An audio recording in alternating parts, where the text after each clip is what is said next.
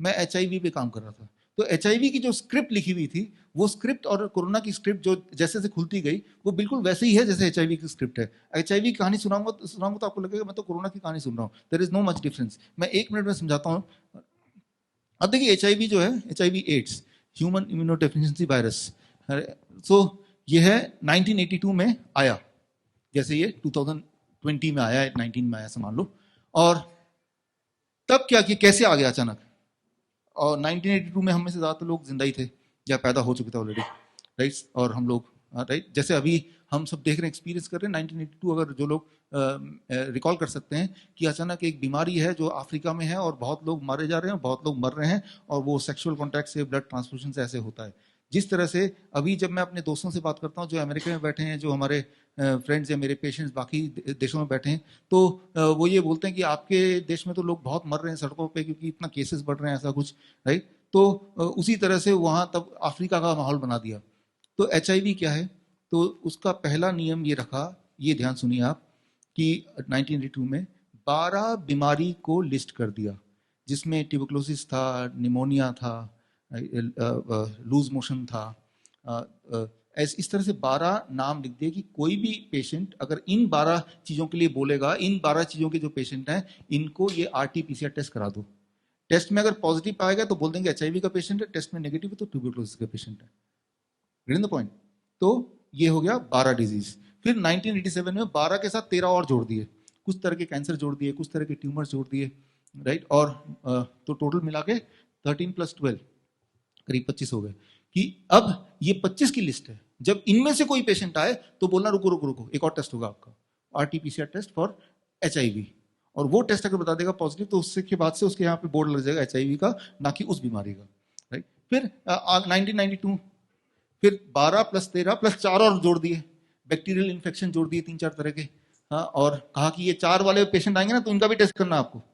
तो जैसे से अब 2008 में थोड़े से और जोड़ दिए, कुल मिला के अभी 31। यानी कि अगर आप 31 बीमारी में से कोई एक बीमारी के पेशेंट हैं तो आपको वैसे ही वो टेस्ट का प्रोटोकॉल आ जाएगा। और उस टेस्ट में, वो टेस्ट कैसे काम करता है ये मैंने अभी आपको बताया, और वो टेस्ट में पॉजिटिव आएगा तो उस दिन से आप HIV पॉजिटिव बोले जाएंगे, राइट? फिर उस दिन से ट्यूबरकुलोसिस के पेशेंट नहीं है, निमोनिया के पेशेंट नहीं है, डायरिया के पेशेंट नहीं है, कैंसर के पेशेंट नहीं है, उस दिन से आप HIV के पेशेंट हैं, आपका HIV का बोर्ड लग गया, आपका HIV का ट्रीटमेंट होगा भाई, राइट? और सबसे इंटरेस्टिंग बात है, पहले से ही एक ऐसा माहौल बना दिया कि ये तो सेक्सुअल कॉन्टैक्ट से होता है, तो जिसको होगा वो किसी को बताएगा भी नहीं ना, वो छुप के रहेगा, राइट? भारत में हर 200 में से एक आदमी HIV की दवा खा रहा है, राइट? हो सकता है कि यहां भी हम में से कोई एक खा रहा हो, लेकिन वो अनलाइक कोरोना में भी कोशिश की गई थी कि छूत की बीमारी हम साबित करें ताकि लोग एक दूसरे से ज्यादा इस बारे में चर्चा ना करें, अभी भी नहीं करते हैं, राइट?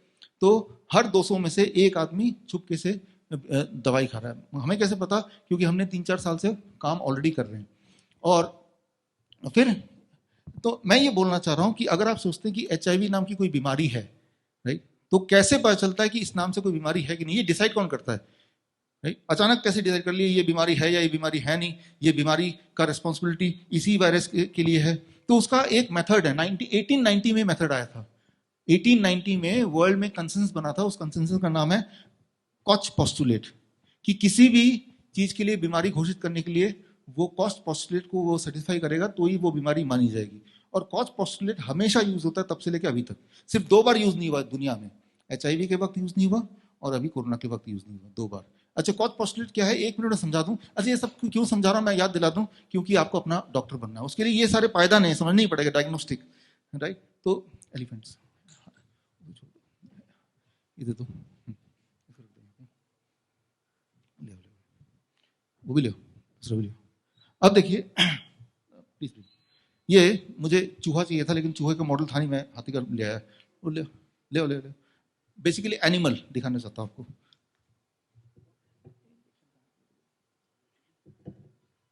तो अब क्या है कि ये साबित करने के लिए कि भाई ये बीमारी इसी, जैसे कोविड-19 है वो SARS-CoV-2 से ही होता है, तो क्या करना पड़ेगा? ठीक है, ये आ गया एक एनिमल, एक चूहा लेंगे, राइट, जिसको SARS-CoV-2 हो गया हो, राइट, या वो बीमारी हो गई हो, और उस चूहे से वो वाला जर्म या वो वाला पैथोजन, वो वाला वायरस कल्चर करेंगे, निकाल के अलग से करना होगा। पहला कॉज पोस्टुलेट का पहला नियम है कि जो बीमार एनिमल है उसके अंदर वो सारे वायरस होने चाहिए जिसकी वजह हम बता रहे हैं उसको। निकाल लिया, निकाल के अलग से रखो, ये रख दिया यहाँ पे। अब इस वायरस को जिसकी वजह से हम सोच रहे हैं कि ये बीमार है, उठा के दूसरे एनिमल में डालना पड़ेगा। अब दूसरे एनिमल में देखना पड़ेगा वही सारे सिम्टम आने चाहिए जो पहले एनिमल में थे, राइट। ये कॉज पोस्टुलेट। और उसके सिम्टम आने के बाद फिर इसके अंदर भी जब दोबारा हम ढूंढने कुछ दिन बाद, वही वाले सारे वायरस मिलने चाहिए जो इसमें थे।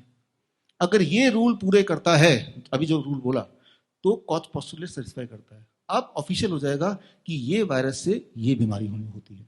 क्लियर है, राइट। ये कॉज पोस्टुलेट है जो कि SARS-CoV-1 जब आया था तब भी ये पोस्टुलेट पूरा किया गया था, सारे जितने वायरस हैं। लेकिन HIV के वक्त ये नहीं हुआ और कोरोना के वक्त नहीं हुआ। तो अब हो सकता है कि नहीं हो सकता है, कोई बात नहीं, नहीं हुआ तो आप कर लो, राइट, आज कर लो। तो 8 अप्रैल 2018 मैंने Indian medical association, health ministry, हर जगह चिट्ठी लिखी। 8 अप्रैल से 1 महीने पहले लिखी, मार्च महीने में, कि कॉज पोस्टुलेट पूरा नहीं हुआ HIV में। तब HIV था ना, उस पर काम कर रहा था। तो इसका अगर कॉज पोस्टुलेट पूरा करना है तो एक HIV का पेशेंट ले आओ, उसके अंदर से ब्लड निकालो, तो HIV का उसमें कीटाणु भी आ जाएंगे, वो मुझ में डाल दो और मुझे नोटिस करो कुछ दिन तक। उसके अगर मेरे पास भी वही सिम्टम हो गए जो उसके हो गए और फिर मेरे बॉडी से वही वाला वायरस निकला, तो कॉज पोस्टुलेट सेटिस्फाई होता है।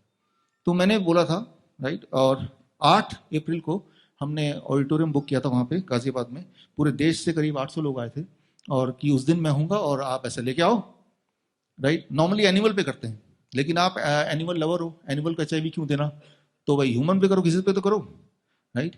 तो 2 दिन पहले UN स्पॉन्सर्ड NGO का ईमेल आया कि अगर आपने ये एक्सपेरिमेंट करने की कोशिश की तो आप अरेस्ट हो जाएंगे, इस तरह से। तो मैंने कहा मैं खुद क्यों करूंगा, आप करोगे ना, मैं करूंगा तो आप मानोगे ही नहीं, राइट। तो एनीवे, तब से लेके आज तक ये चैलेंज अभी भी ओपन है, राइट। यूट्यूब में जो देख रहे हैं live, it is open challenge, right. तो मैं आपको, थैंक यू, ले लो इसको, ले लो इसको, उसको वहीं रख दो, ये ले लो। तो ये चैलेंज अभी भी मेरा ओपन है। और same is for cause postulate for novel corona virus. ये बड़ा आसान है, 2 चूहे पकड़ लो, राइट, और वो कीटाणु जो SARS-CoV-2 है उठा के एक चूहे को डाल दो, वो बीमार पड़ ही जाएगा ना, आफ्टर ऑल इससे पड़ता है। फिर उसको कल्चर करके दूसरे में डाल दो, तो कॉज पोस्टुलेट सेटिस्फाई हो जाता है। तो इसको करने में पैसे भी तो नहीं लगेंगे ना, 2 चूहे का तो कॉस्ट है।